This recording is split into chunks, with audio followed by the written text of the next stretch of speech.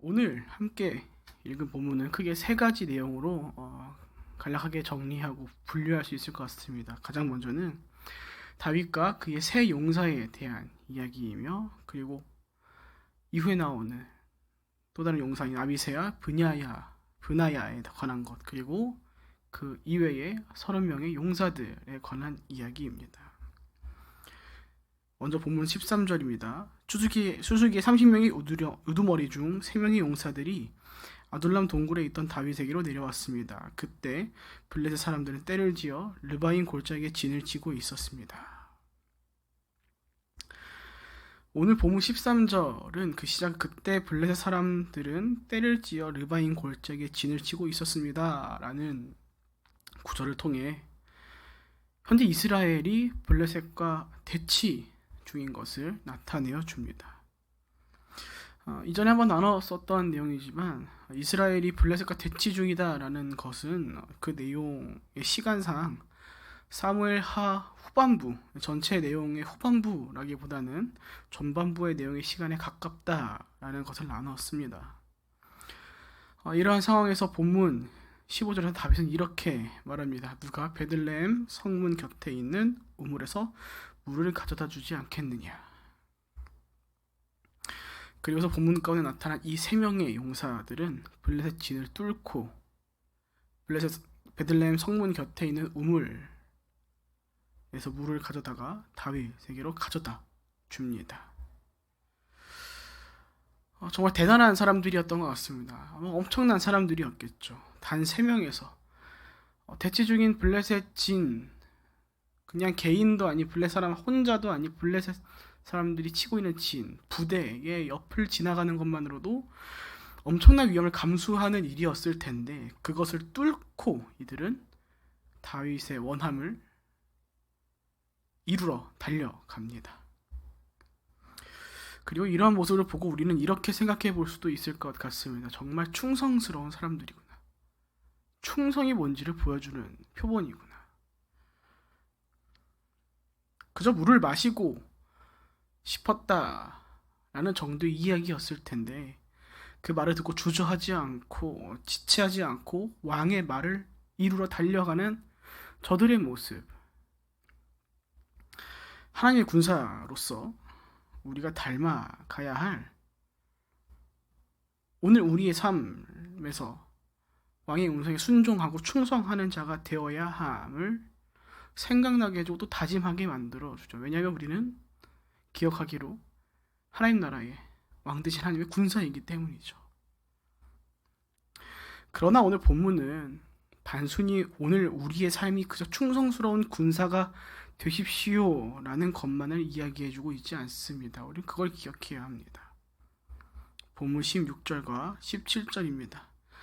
이 3명의 용사들은 블레셋의 진을 뚫고 베들레헴 성문 곁에 있는 우물에서 물을 가져다가 다윗에게 주었습니다. 그러나 다윗은 그 물을 마시지 않고 여호와 앞에 쏟아부으며 이렇게 말했습니다. 여호와여, 다시는 이런 일이 없을 것입니다. 이 물은 자기 목숨도 마다하고 간 사람들의 피가 아닙니까? 그리고 다윗은 그 물을 마시지 않았습니다. 이 3명의 용사들이 한 일은 이러했습니다. 우리는 참 오랜 시간 다윗을 성경의 다양한 인물들 중 그 안에서도 손에 꼽는 영웅적인 사람, 그리스도인으로서의 표본, 하나님 기뻐하시는 예배자 등의 명칭으로 기억해 왔습니다. 그럴 법하죠. 골리앗을 단신으로 물리치고 사울은 천천히요, 다윗은 만만히요라는 소리를 들어가며 그 무엇보다 예수 그리스도의 족복 가운데 있는 사람이자 하나님께서 내 소원을 이루는 자다 라고까지 얘기할 정도이니 우리는 이 다윗을 엄청난 사람으로, 성경 속 영웅으로 기억하고 있을 법합니다. 그러나 사무엘서를 우리가 쭉 읽어오면서 우리가 알게 된 것들이 있죠. 바로 다윗도 결국 사람이었다라는 것을요. 한계가 있었고 부족함이 있었고 연약함이 있었고 자신의 욕망을 참지 못하고 때로는 죄를 지어가는, 어쩌면 한편 우리가 동일해 보이는 모습을 가진 자라는 것을 우리는 사무엘서를 통해 기억하고 있죠. 이전에도 말씀드렸지만 신명기 17장에 의하면 이스라엘의 왕은 하나님께서 택하신 자로만 세워질 수 있습니다. 하나님께서 택한 사람만이 왕이 될 수 있는 것이죠. 그리고 하나님께서 택하셨다라는 말은 우리에게 특별한 존재다라는 것을 기억하게 만들어줍니다. 그런데 오늘 그 왕의 자리에 있는 다윗이 오늘 경솔한 말을 뱉습니다. 자신의 말 한마디 때문에 자신의 목마름을 앞세워 자신의 용사 셋을 사지로 몰고 갈 뻔한 것이죠. 물론 다행히도 다윗은 그대로 그들의 핏값으로의 물을 마시지 않고 여호와 앞에 부어 버립니다.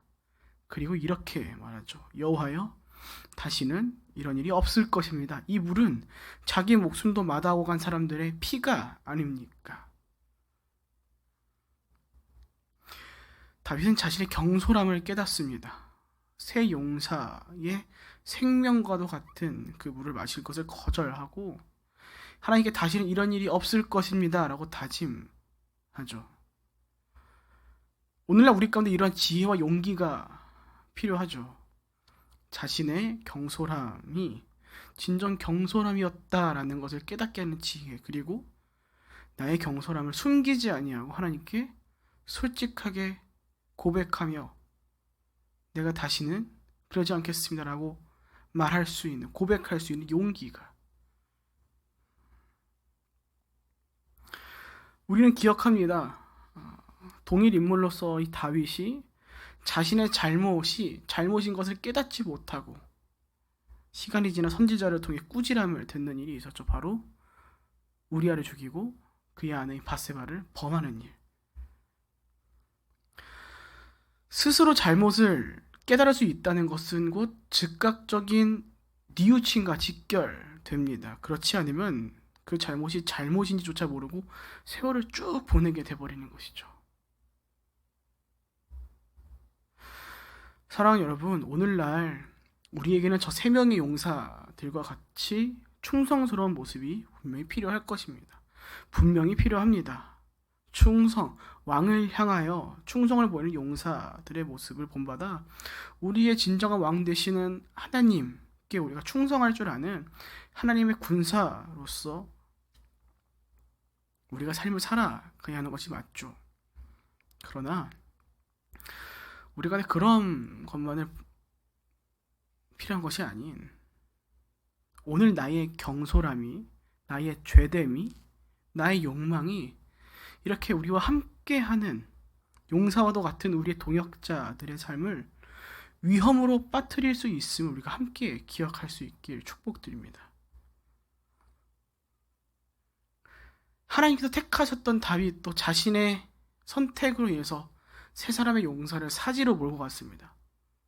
우리의 선택이, 우리의 행동이, 우리의 말이, 우리의 삶이 어쩌면 우리의 경솔함으로 인해 우리 주변에 함께하고 있는 동역자들, 하나님 나라를 이루어간다라고 고백하며 다짐하는 그 하나님의 또 다른 군사들인 우리의 동역자들 가운데 우리 형제와 자매들에게 그들의 삶을 자칫하면 파괴할 수 있는 우리의 경솔함이 있을 수 있다라는 것을 기억해야 하는 것이죠. 물론 우리는 연약하기에 한계가 있음에 경솔할 수 있습니다. 완벽하지 않습니다. 그렇기에 그 삶 속에서 나의 경솔함을 깨닫게 하는 지혜와 그것을 하나님 앞에서 숨기지 아니하고 고백할 수 있는 용기가 우리 삶에 거할 수 있도록 우리는 기도해야 할 줄로 믿습니다. 그리고 그로 인해 진정 우리가 서로 간의 생명을 아낄 줄 아는, 서로가 하나님의 용사로서 각각의 삶을 아낄 줄 아는 저와 여러분 모두가 되시기 축복드립니다. 본문 19절과 22절, 23절입니다. 아비새는 세 용사들 가운데 가장 존경받았고 세 용사의 우두머리였지만 처음 세 용사에 미치지는 못했습니다. 여호야다의 아들 브나야가 그런 일을 해서 그 또한 3명의 용사들 가운데 하나로 유명했습니다. 그는 30명 가운데 존경받았으나 처음 세 용사에 미치지는 못했습니다. 그리하여 다윗은 그를 자기 경호대장으로 삼았습니다. 오늘 저자는 다윗의 이야기 이후 다윗과 함께하던 용사들에 대한 이야기를 이제 계속 나열해 나갑니다. 그중 아비새는 30명의 용사들 가운데 가장 존경받았고, 또 이어서 나오는 브나야 역시 30명의 용사 가운데 중 존경받는 사람이었습니다 라고 나타내고 있죠. 그런데 저자는 이 두 사람에 대하여 추가적으로 이렇게 언급합니다. 처음 세 용사에 미치지를 못했습니다. 처음 세 용사, 오늘 함께 읽었던 사무엘하 23장 전반부에 나오는 세 사람이 요셉 바세벳, 엘르아살, 삼마가 그 세 사람인데, 오늘 본문 이 3절을 보면 저자는 브나야가 처음 세 용사에 미치지 못했습니다 그러면서 그리하여 다윗은 그를 자기 경호대장으로 삼았습니다 라고 말합니다. 문맥상 브나야가 다윗의 경호대장이 된 이유가, 그 사유가 마치 처음 세 용사에 미치지 못하였기 때문에로 우리는 읽히죠. 그런데 NIV 영어 성경과 NRSV 그리고 NLT 영어 성경을 보면은 해당 문장은 그리하여에 해당하는 영어 단어가 아닌 and, 그리고로 나타납니다. 즉 브나야가 다윗의 경호 대장이 된 것이 새 용사에 미치지 못했기 때문에가 아니다라는 것이죠. 그리고 이런 말씀은 오늘날 하나님의 군사가 되는 이 땅의 그리스도인들 가운데, 우리 가운데 오늘날 나에게 각자의 능력이 높고 낮음이 중요한 것이 아니라 각자의 자리를 지켜나가는 것에 대한 중요성을 함께 나타내어 주고 있습니다. 앞서 말씀드린 것처럼 브나야는 처음 세 용사들보다는 능력이 부족했지만 그렇기 위해 다윗의 경호대장이 된 것이 아닙니다. 비록 처음 세 용사들보다 능력이 부족했으나 다윗은 그를 경호대장으로 세운 것입니다. 사유가 아닙니다. 그거와는 별개입니다. 경호대장, 왕을 수호하는, 왕의 자리를 지키는 총책임자이죠. 정말 중요한 자리입니다. 그렇게 그 자리는 어쩌면 정말 누구보다 뛰어난 사람들이었, 어쩌면 그 나라의 최고의 전투력을 갖고 있는 사람들이 그 자리를 지켜야 하지 않은가 우리는 생각해 볼 수 있습니다. 그렇다면 우리는 생각하기로는 오늘 브나야가 아닌 처음 세 용사 중 한 사람이 이 자리를 차고 있어야 될 것이라고 생각을 하는데, 그렇게 중요한 자리에 오늘 처음 세 용사가 아닌 그들에게 미치지 못했던, 그들보다 조금은 부족하였던 브나야가 그 자리에 있게 됩니다. 오늘날 성도 각자의 자리가, 우리가 각자에게 허락하신 자리가 나의 능력이 높고 낮은과 상관없이 오늘 나에게 허락하신 나의 은사, 나의 능력, 나의 재능을 선보이고 사용할 수 있도록 하신 하나님의 선택이라는 것을 우리가 믿으며 나아간다면, 이제 우리에게 필요한 모습은 다른 이들과 나의 능력을 비교하고 서로 간의 높고 낮음을 어필하며 거기에 집중하는 것이 아닌, 세움받은 그 자리를 묵묵히 지켜나가며 오늘 나의 이 자리가 세상의 기준에서 능력이 높고 낮음을 기준으로 나를 자리하게 한 것이 아니라는 것을 우리가 기억하며, 그 무엇보다 나를 이 자리로 부르신 그분의 부르심, 하나님의 부르심을 신뢰함으로 우리가 그 자리를 지켜나가는 모습이 우리 가운데 있어야 할 것입니다. 능력이 좋아서 이곳에 섰었으려면 저는 오늘 이 자리에 없었어야 합니다. 우리 한번 돌아보아야 합니다. 우리 개개인의 능력이 좋아서 오늘 이 자리에 서 있는 것입니까? 우리가 잘나가지고 교회 안에서 우리가 나의 자리를 가지고 그 자리에서 하나님 섬기는 일들을 이어갑니까? 아닙니다. 이미 하나님께서 완벽하시고 완전하시죠. 그분은 자유로우시죠. 어쩌면 우리가 필요 없으신 분이십니다. 어쩌면 아니죠. 분명히 우리가 필요 없습니다, 사실. 하지만 우리를 사랑하시고 우리를 책임지시겠다라고 말씀하신 우리 하나님이시기 때문에 우리를 각자에게 부르셨다는 것은 우리의 능력이 높고 낮음의 문제가 아니다라는 것이죠. 그분의 부르심의 문제인 것이죠. 그렇게 우리는 각자의 자리를 귀하게 여겨가며 그저 우리 가운데 허락하신 우리의 은사들을, 우리의 능력들을, 우리 가운데 허락하신 그 자유를 가지고 우리의 자리들을 지켜 나가는 일들을 우리는 이뤄가야 한다는 것입니다.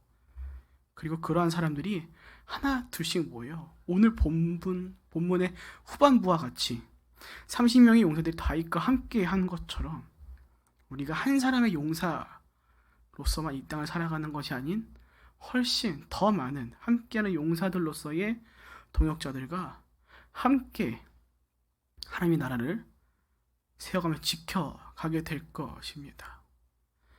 부디 오늘 다윗과 그 용사들을 기억하면서 진정 서로 간의 생명을 아껴주며 각자의 부르심, 우리를 부르신 하나님의 부르심에 응답하며 순종하며 충성하며 그 부르심에 따른 자리를 아름답게 지켜가시는 저와 여러분 모두가 되시길 주님의 이름으로 축복드립니다. 아멘.